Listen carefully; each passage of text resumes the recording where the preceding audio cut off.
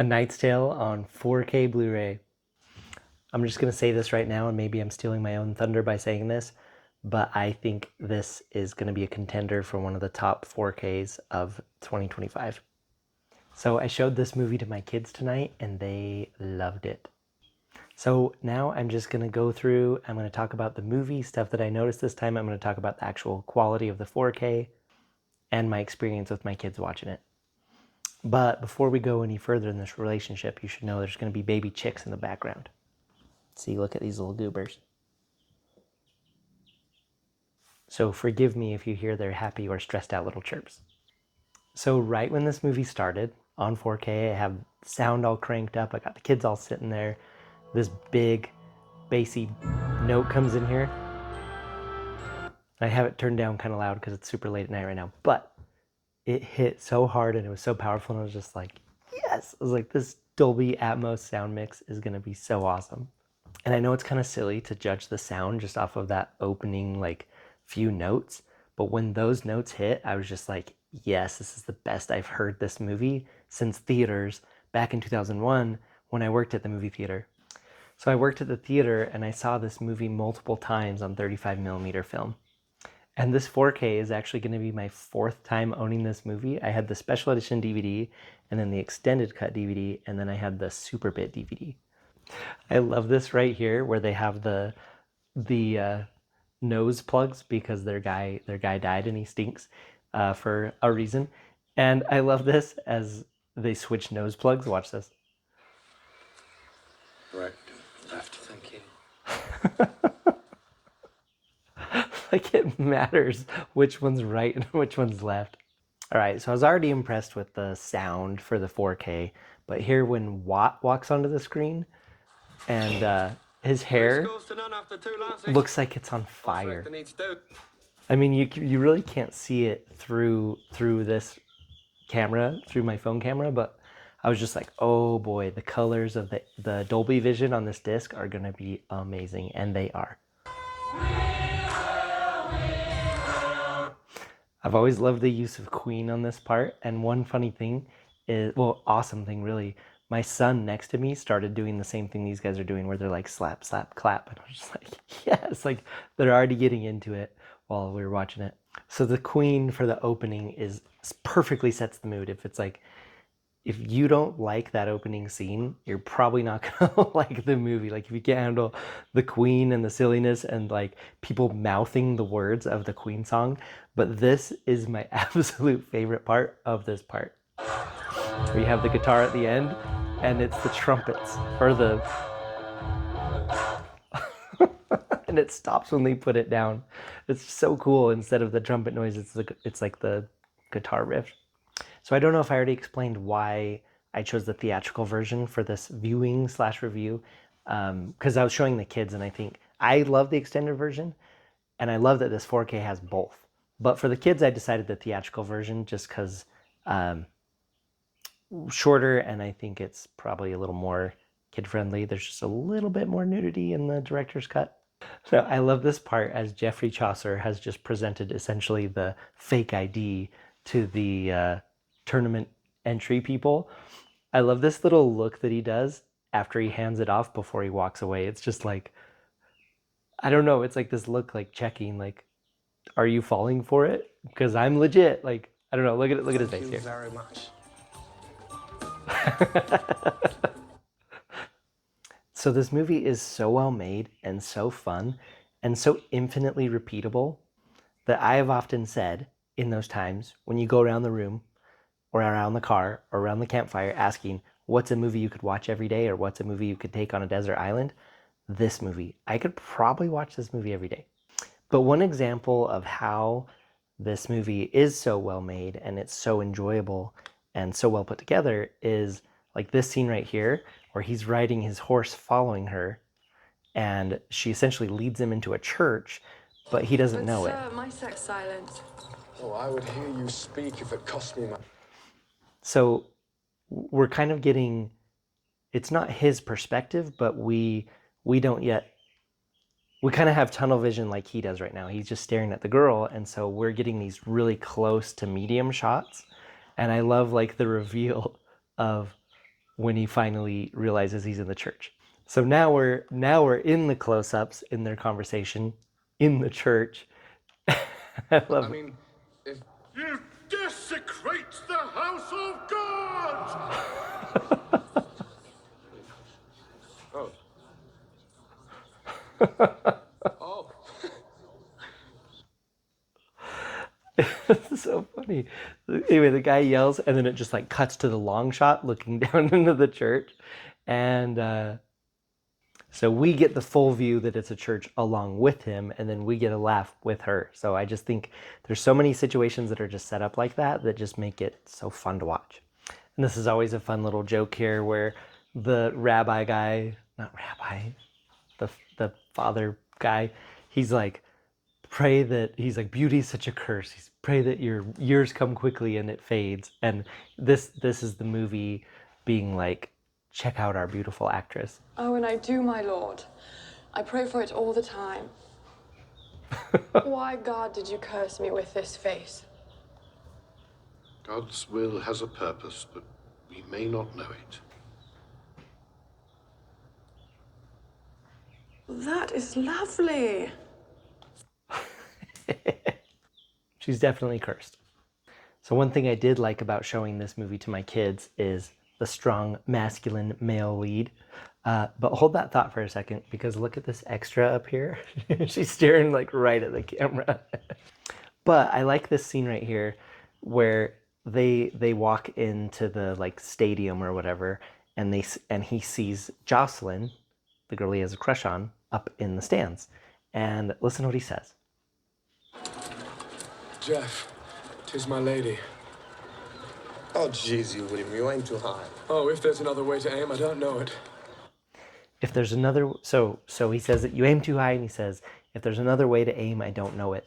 I love that about this movie. I love that he just, like, his pride does get the better of him for a minute there, but I just love that he is just wanting to be the best, and he wants, like, that girl is who he's going for, and I love that. I just think that's a good example. I know it's just like I described this to my son as a comedy action romance, but I like to get things out of movies while I'm watching them. Do you ever do that?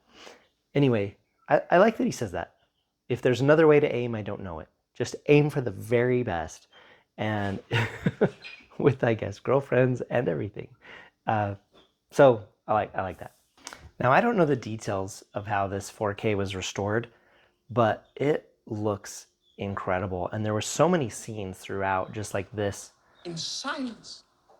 Where you see the crowd, like look at all the colors, all the details in their faces, the colors on the costume. Like, I think this is like a perfect looking 4K. The image is perfect. And one thing that I love about a good 4K is when I feel like I am seeing exactly what was captured on the film, not being reduced or filtered by anything else, whether it's digital noise reduction or just lower resolution of a lower physical media or streaming.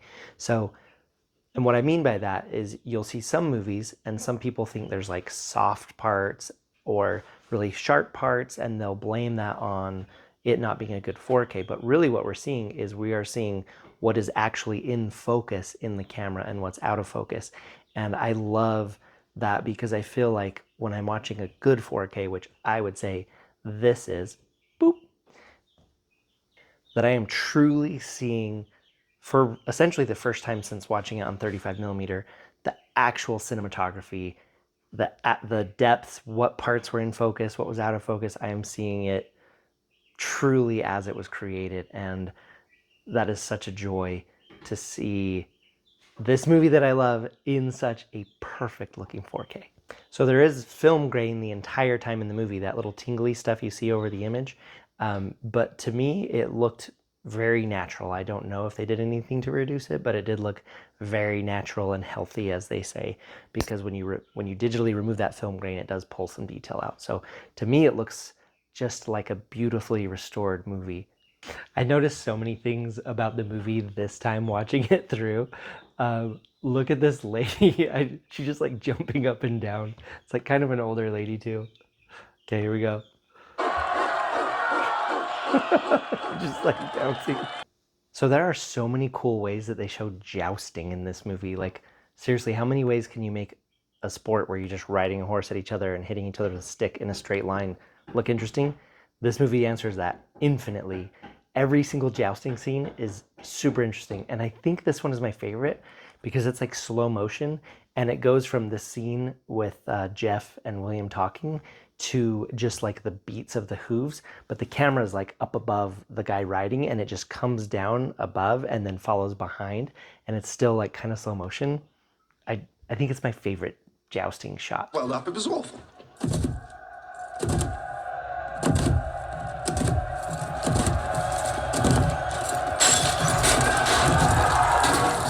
So cool. It was fun watching my kids learn to hate this guy. Boop.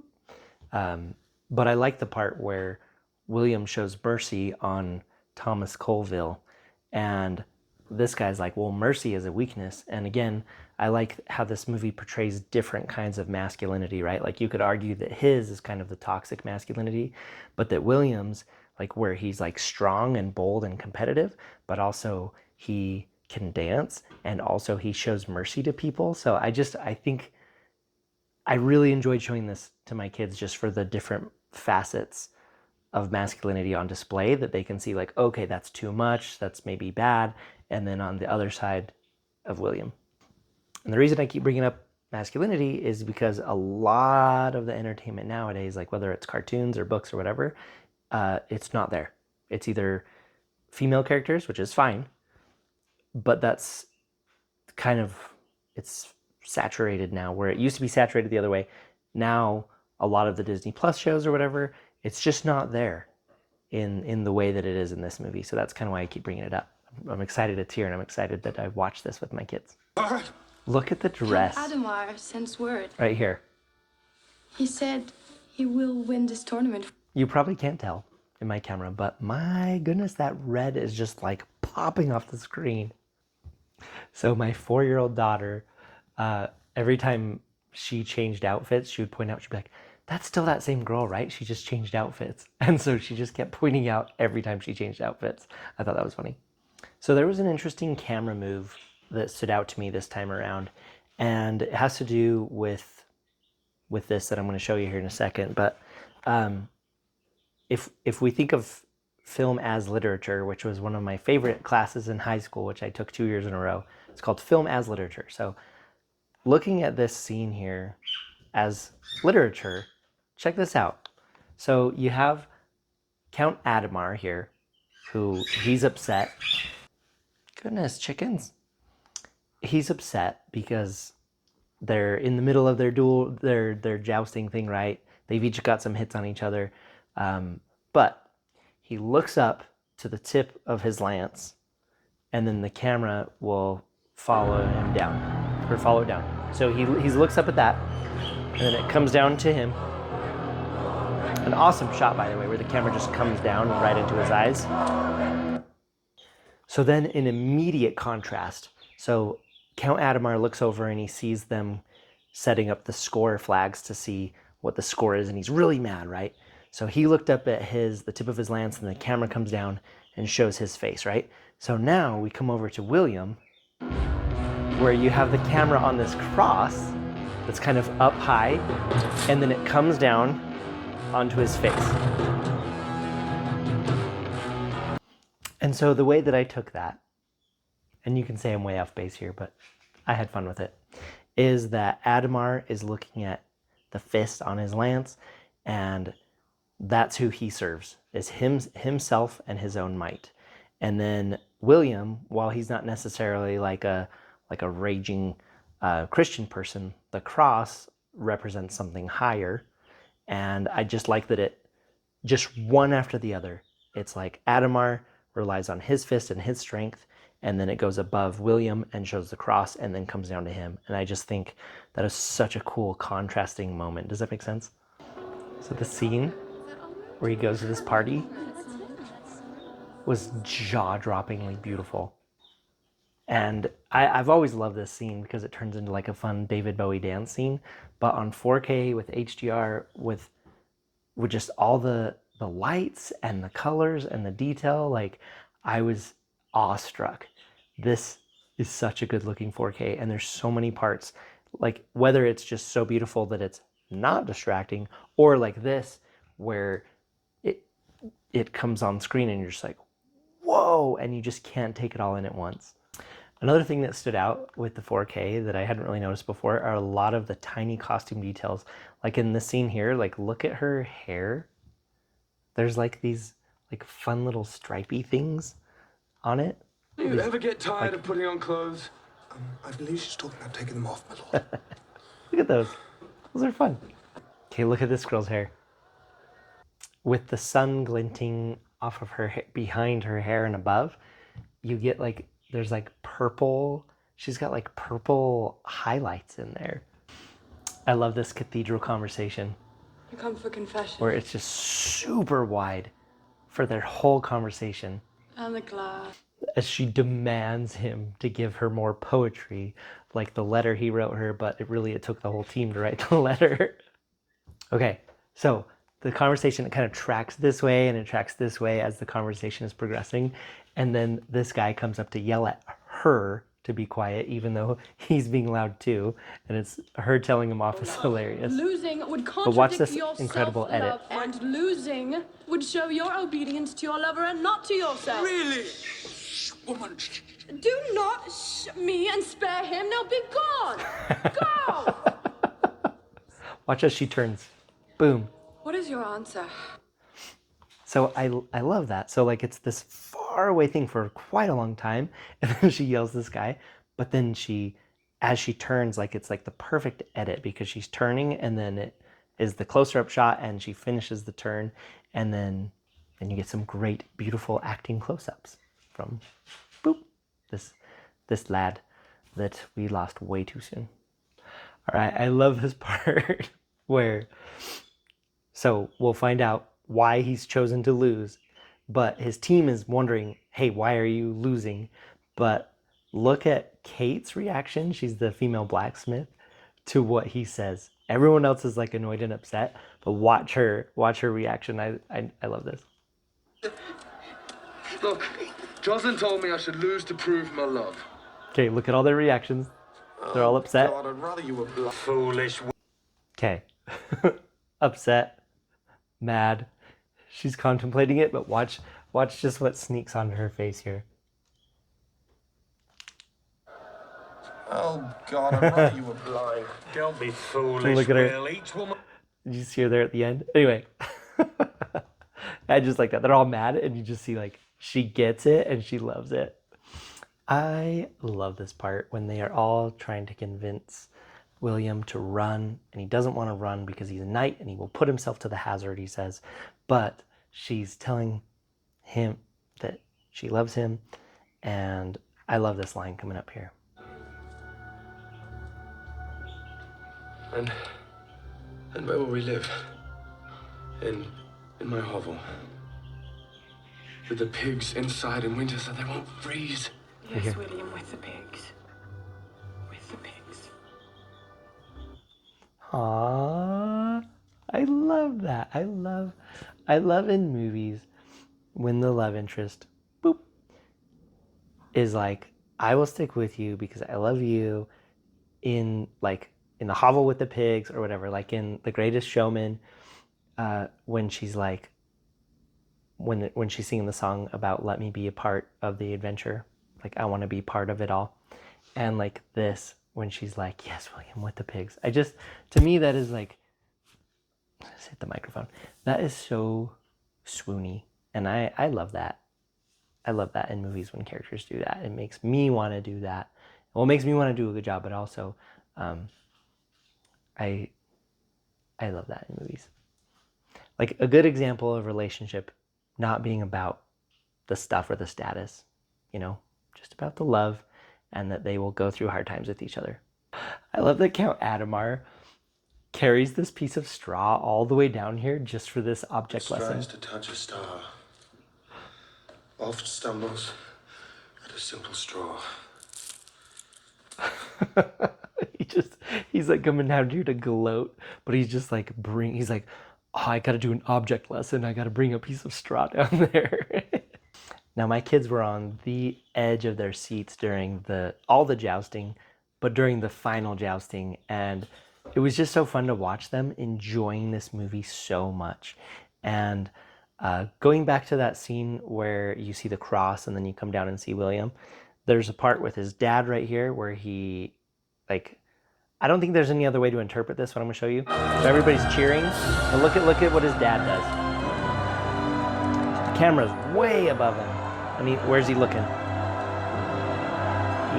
He's not looking out at William. He's not looking down at the crowd. He's not looking at anyone. He's looking up. And I do not think this is a stretch. I think he's clearly thanking God for this, or he's looking up at the stars, right? Because the whole movie's about changing your stars or changing your destiny.